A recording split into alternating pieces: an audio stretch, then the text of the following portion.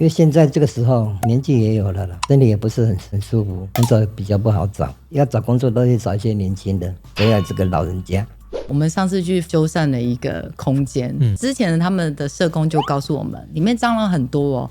我想说，我陪同修了这么多，应该还好吧？还好吧，对不对？后来一去呢，修缮队员就说：“来，你准备咯。”他就狠狠的从地上踹了一脚，那个蟑螂是全部冲出来的。我觉得上千只绝对有，上千只。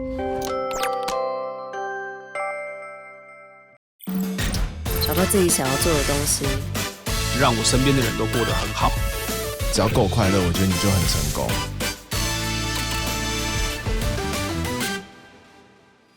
嗨喽，大家好，我是志奇，欢迎回到常驻我朋友。今天来宾呢是乐之公益慈善协会的公关陈淑兰阿 Win， 还有呢修缮队队长范时良老范。那强势我朋友强在哪呢？一，乐之公益慈善协会成立于2018年，深入在地推动多项的街友扶助计划。第二，他们潜入第一线，协助街友就医、提供物资等等，至今服务了超过1万人次，也提供安置服务，让街友能够获得安身之处。第三，他们近年成立了修缮队，协助街友培养职业技能，已经帮助了36人脱游回归社会。那今天呢，我们除了会问阿 Win 关于街友的种种疑惑，也会访问同时有街友身份的老范，在街头的真实生活长什么样子。不过在开始之前，先让我们进入工商服务时间。过年发红包，大人正好可以为孩子进行理财机会教育，尤其推荐大家入手这一组能够帮孩子建立正向金钱观的盲狗狗幼儿财商启蒙绘本礼盒。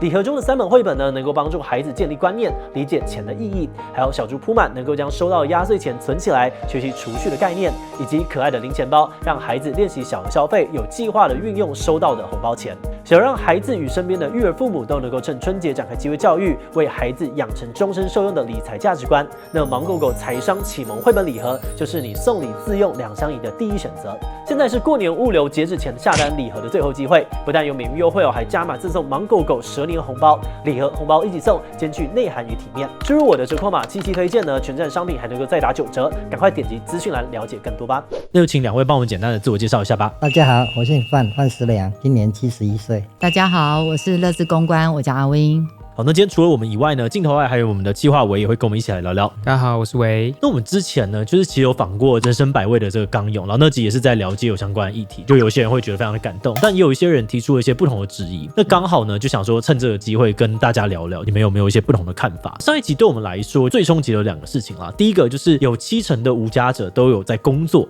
那你们的经验跟观察也都是这个样子吗？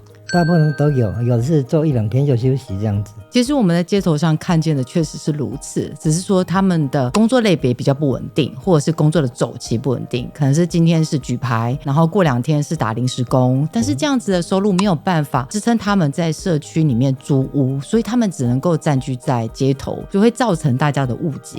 哦，那第二件事情是食物很不稳定，然后有的时候可能没有东西吃，然后但有的时候是多到吃不完的，就这个状况是真的很严重吗？不稳定的状况？没错，这样子的状况会发生在可能中秋啊、端午啊、过年，就是很大的节日的时候，大家都在团圆的时候，无家可归的这些人就会很容易被关注到，那可能会大量的涌入这些物资。可是你知道吗？只要过了节日之后，他们可能就要面临断粮的状况。所以我们在平日发送，除了热食之外呢，也会发送一些干粮，像泡面啊、饼干之类的，以备不时之需。像端午啊、中秋这些时候，物资会很多嘛，你可以形容一下那个大概是多少吗？可能一个人可以拿到4-5个便当。哇！对，一餐吗？对，因为大家都想要做爱心尤其是在过年的时候，对，或者是台北街头、车站啊、龙山寺啊这些，一般大家会知道街友会占据的地方，那个物资就会大量的涌入。那我可能在发送物资的时候，我不会在乎刚刚有没有人来发过了。街友的大哥大姐也会担心说，我可能没有下一餐，所以我就会先拿。可是他们没有存放的空间啊，等到这些东西用完了，他就没得吃了。另外呢，我们有看到观众留言，在这个上一集的时候，他就说帮街友讲话不公平，或者是讲说街友可能有很多的通缉犯啊、吸毒者、酗酒也很常见。就对于这样子的批评，你们的想法又是什么呢？我觉得这个社会上有善恶、黑白、好坏，街友跟我们是一样的。其实最大的差别就是他有没有居住点，有没有系统可以支持他们。其实他们的生活的状态是一个回旋，那这个安全网没有办法接住他们的时候，他们就会坠入街头，会流浪。可是这其实是一小部分的人而已，很多的街友大哥大姐虽然是露宿街头，可是他们还是很努力的想要往上爬，很努力的想要跟大家一样好好生活。那想问老范，就是在成为街友之前，你原本是做什么样子的工作的？发生什么样的事情导致可能失去了原本的家吗？本来以前我是都做餐厅的啦，餐厅做一做，皮肤的关系，餐厅都有自卑感，没有去做。以前厨房是在里面封闭式的，现在餐厅厨房都是开放式的。皮肤不好的话，脸蛋也红红的，客人看了会害怕。没有做吃的，那时候我还有租房子。那时候朋友叫我出去做出工，做出工的话不出汗了，可以排毒，身体会好。结果出工一做也做好几年了。有一年就是年纪比较大，做事比较不小心跌倒，脚受伤，就休息了。休息一阵子没工作就没有收入，房子就不能租，被赶出来。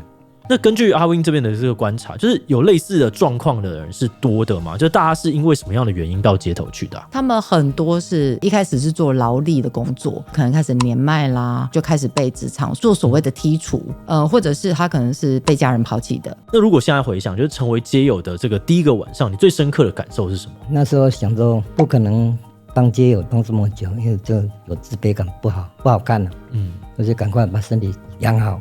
身体好就有办法去赚钱了。那当时有想过自己会在街上生活就是多久吗？没有想这么多，都是希望身体赶快好。那一开始就是在街头上面是如何寻找一个遮风避雨的地方的？有工作的时候常去玩那个电动玩具，我跑去电动玩具店那边很多朋友，跟他们跑腿，他们有时候会拿小费给我。吃东西也有，要洗澡的话就是有时候脚会给比较多，跑去那个理社休息2-3个钟头就可以洗，洗就会跑回来电动玩具店。电动玩具店他待了1个半月，有朋友叫说这样子不是长久之计，介绍我去一个街友那种的就对了，都可以住又可以洗澡。那除了刚刚提到这些地点之外，还有没有一些比较特别的一些落脚点呢？我们之前社工有回报了一个，就是我今天要去墓园找一个街友。可是那个地方也没有遮风避雨的，大部分不会有。那边可能会有什么小小的庙啊。对。后来才知道说，那个街友其实他是害怕跟人群接触，可是他必须要一个安静的地方，让自己能够沉淀下来。所以他就走就走到墓园去了，然后就开始在那边弄简单的板子啊、绳索啊，组成一个很简单居住的地方。然后还有另外一个是居住在2块大石头的中间的夹缝，对，然后他还自己做了一个门，哇，对，所以我们社工去的时候还是要敲门，它里面有简单的一些物品，可能是锅碗瓢盆啊，然后当然也是非常简陋啊，可是在那边他就会觉得比较心安。我想自己问，就像前面我们一开始讲到，有70%的街友有工作嘛？那老范你自己在街头这段时间，你做过哪些工作呢？做一些那个出工有没有？做清洁工，有时候做那个杂七杂八就对了。那一天有时候有1200，有时候1300，还好一点1800。老范，你觉得你在找工作的过程中有遇过什么样的困难吗？因为现在这个时候年纪也有了，身体也不是很舒服，工作比较不好找，要找工作都是找一些年轻的，不要这个老人家。那Win这边有看过就在找工作时遇到的一些困难吗？其实最容易遇到就是被剥削。对，他们可能就是体力看起来比较不好或者年迈，那可能资方在用他的时候会用低于时薪的方法，比较好一点可能就跟时薪一样，可是他们做的是比一般的人 double 很多次的出工，承载量其实是大过于一般人可以承担的。一般我们在看举牌啊这些8到10个小时大概是800到1000块左右。那如果你是做临时工，因为工头还要抽成啊，所以你可能落点实际拿的大概也是800到1300左右。在街友生活1个月大概是要多少钱呢？就我知道街友大哥大姐们平均一天大概吃2餐啊，最多真的就只有2餐，所以1个月整个这样的花费大概1万块跑不掉。但当然这不包含可能他生病了需要看医生，或者是需要一些心理上的支持。这个刚刚讲到这个工作，可能因为我们在查资料的时候知道说老范那时候是加入这个乐之的修缮队，算是一个相对稳定的工作，然后现在呢也是住在乐之的宿舍嘛。那接下来我们就想说多了解一下修缮善队的这块故事。可不可以请我们阿Win简单介绍一下乐智这个修善队主要在做什么，然后他服务的对象是谁啊？我们乐智修善队是在110年成立的，我们也是看到有一些像老范这样子的年纪，在市场上已经没有选择性的空间了。我们所照顾的街友大部分也就是年纪比较稍长的，可是他们还愿意工作，我们不能放弃他们。所以我们就说好吧，那我们就来帮别人修房子好了。那帮谁修房子呢？这个很重要。我们刚好有另外一个姐妹会，她是照顾独居老人的。那独居老人他可能有房子，可是他没有能力可以修复，所以我们就是弱势助弱势的一个概念。就有大哥要怎么做这样子的工作呢？我们也会有所谓的工班培训，我们有媒合专业的工班，教他们怎么样刷油漆，怎么样做整理修缮，或者甚至做一个简单的水电的配置。那这样子的技能就可以带到我们的弱势家庭里面来修复他们的家园。一开始初步在做修缮队的时候其实很困难的原因是因为案家会觉得他们是街友他们要踏到我的家就会有产生这样的疑虑，所以我们出任务之前就必须跟案家先做第一步的沟通，告诉他们我们街友大哥的成员是谁。你知道吗？我们曾经发生过，就是我们带了修缮队进去之后，阿公看到我们第一句就骂了脏话啊。那这样子，你刚刚讲到这个障碍，就是我觉得它是一种心理障碍，那到底要怎么样突破它？我很感谢我们前面那3-4个案家愿意接受我们进到他的家里面，从他们实际去看到我们的街友大哥真的非常非常认真在打扫他的房子。我们有一个街友个案，他是跪在地上帮他打扫他的马桶。哇！我就问他说：“你可以站着就好。”阿公不行，那个阿公他没有能力可以打扫这个马桶了。我既然来了，我就要把它做到最好。因为他知道他跟我们修缮队出任务是有工作的，他说我要对得起我的工资。哇，蛮感人的一个事情。阿威，你刚刚讲到说有个你进门阿公就骂脏话，那可以再讲一下。我可以继续讲这个，因为那个个案我们去了2天，一进门他就骂脏话，他是一个非常严重的囤积症，他已经从家里门一直囤到外面的路道上面了，所以他的邻居知道我们是来整理的时候，每一个人经过我们都是跟我们说谢谢你帮我们处理这件事情。然后我就想说有这么严重吗？果然我们一开门他就用3字经欢迎我们，然后我们是备受阻碍的在一个小小的缝踏到他的家里头，后来才发现他的太太不良于行了，他没有床，因为床上面全部都是囤积物，他是虚睡在木头椅子上面，可是他身上有可能照顾不良的暗疮啊这些产生的这样子。后来清洁的过程当中，阿公才觉得哎呦，你是真的要来帮我清洁，不是要来拿我的东西，因为他光伞就100多把。哇！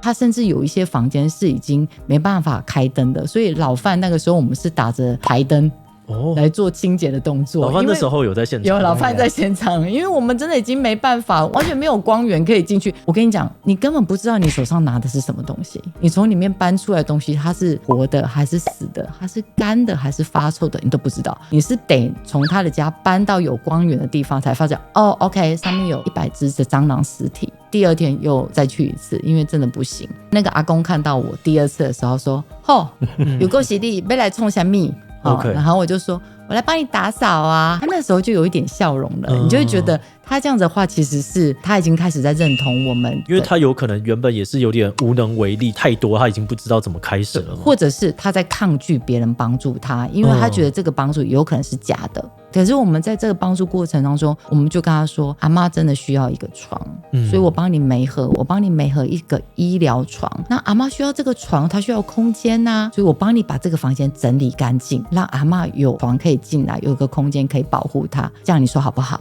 他就说听起来不错哦。对，所以他就打开了心胸让我们进到里头。那修缮的最后他去买了一些小点心，然后拉了椅子，因为修缮队已经在休息，我们垃圾都打包好了，在外面等待，然后他就拉了椅子就在路边，然后找大哥们就是老范啊什么坐在那边聊天，就是彼此开始有那个交流，因为老范跟他年纪差不多。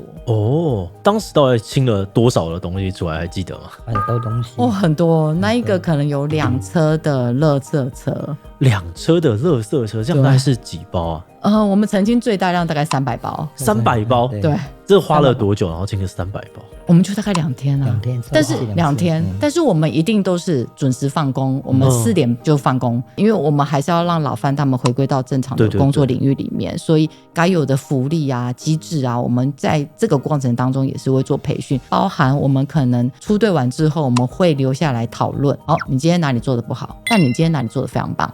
我觉得这也是一种他们能够透过工作被肯定的一个过程。我觉得这个心理支持比你给他再多的薪水都还要重要。懂。那我好奇老范，你在过去的这个修缮队的经验当中，你有没有看过最让你印象深刻的画面？就是天哪，怎么会这样？那是在5楼，那不是老人家，是年轻的。年轻很恐怖，东西挤得满满的，什么脏东西叠在一起了，衣服也是一样，地上也是湿湿的，小孩子的纸尿布也丢在那边，又湿又脏又臭。又开始慢慢挖，把那个走廊弄好，就是要半天了。那东西又湿也蛮重的，从5楼拿到1楼去，真的要蛮累的了。那一天又做到有100多包，我们都做的脚都跳腿都没开。那在修缮队还有遇过什么就是非常夸张的案例吗？我们上次去修缮了一个空间，然后之前他们的社工就告诉我们里面蟑螂很多哦。我想说我陪同修了这么多，应该还好吧，对不对？后来一去呢，果然我们的那个修缮队员就说，来你准备咯，他就狠狠的从地上踹了一脚，那个蟑螂是全部冲出来的。我觉得上千只绝对有，上千只。然后一开始我们是一直尖叫，因为我真的很怕蟑螂，一开始一直尖叫，到最后打包垃圾啊，拿到楼下，蟑螂爬到你的手，你都觉得还好，其实还好啦。对，所以你克服了，现在克服了。我回家写稿子的时候，我的鼻子里面全部都是蟑螂味。哇！我连在吃饭我都不知道我在吃什么，真心的。我可以再分享另外一个案例，那个是单亲妈妈，她有3个小孩，当初也是她无能为力去做就是打扫的动作，因为她光是赚钱，然后还有3个小孩，她就没心了。我们去的时候，开门的是一个国小的孩子，其实你可以看到那个孩子根本没有享受过什么叫正常的生活，因为他可能一出生的时候环境就是非常乱的，所以我们去的时候其实他是站在边边，不知道我们要干嘛，然后对我们是有距离感的。可是我们在整理的过程当中，我们会跟他互动，跟他聊天啊，聊学校发生什么事啊什么之类的。到后端的时候他会主动来帮忙，他跟我说，阿姨我想知道怎么整理，因为这样我可以帮我妈妈整理。你知道我是有小孩的人，我看到这样我会很心疼。对。老范在这个过程当中觉得最开心的，或者是在这种组织上面最开心的会是什么？有一次去北投，北投那是靠近山上，老人家那东西跟他整理好多，连那个小路连房子里面东西当中一大堆的，全部都整理好，又要搬到外面的马路上。跟他整理好的时候，他很高兴，也是把拉着我就跟他讲，不错，这整理干净的话，哇，这里风景又好，空气又好，这样住很棒。我说你要不要来这边住啊？我那时候好，我来这边住啊。这个就一直要拉着我说叫我过去那边住。我说太远了，阳明山。很可爱的，他一直感谢我，要走的时候一直拉着我，有空再过来这边玩啊。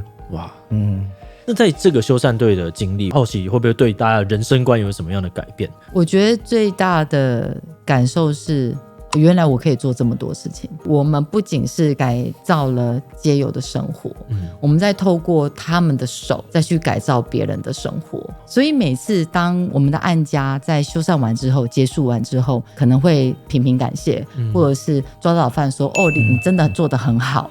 这样子的过程真的是我在这份工作的最大的价值。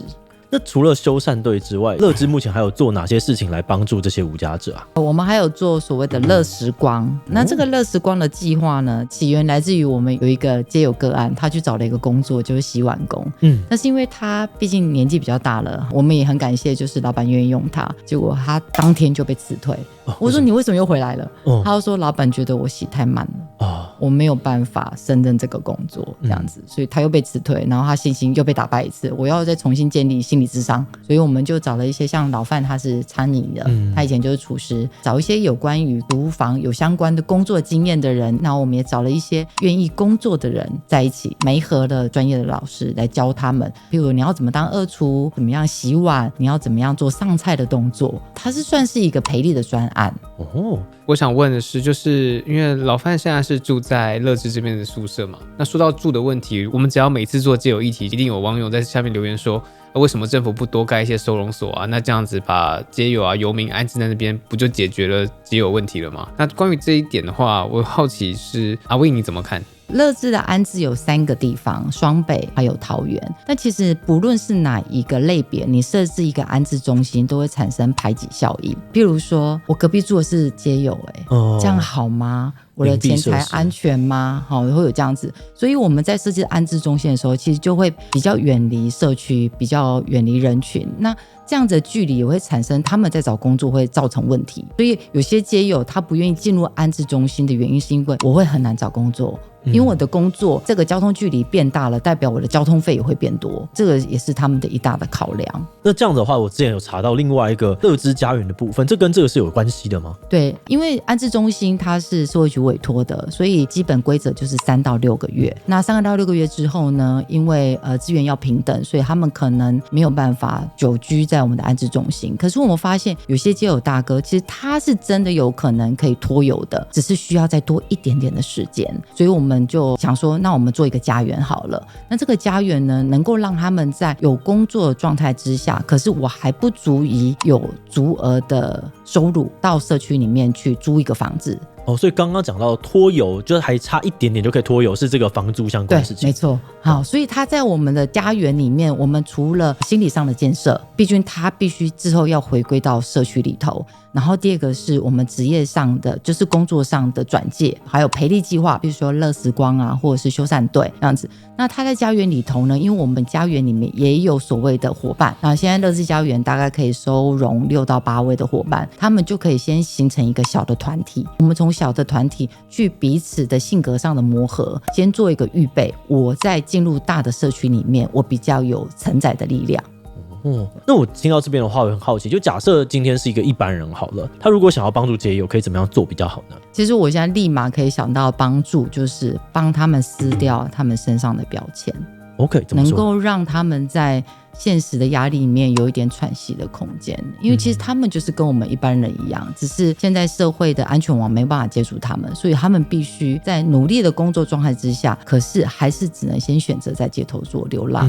可是他们有工作哦，就回归到我们刚刚讲，他们70%是有工作的。另外一个帮助呢，当然就是能够支持我们乐之的服务，让我们有足额的资源能够帮助更多的人。好，那今天非常谢谢2位精彩的分享。那最后有没有什么特别想要跟观众说的话呢？我们现在正在推动就是暖人生街友抗寒计划，希望能够发送500份的抗寒的物资到街头上去，然后帮助他们能够顺利的挺过这个寒冬，希望大家能够一起来支持。好，那这集呢就先到这边。如果大家喜欢今天的影片，别忘了把它分享出去，或者可以点这个地方看其他相关影片。那么今天这一期就到这边告一段落，我们就明晚再见喽，拜拜，拜拜，拜拜。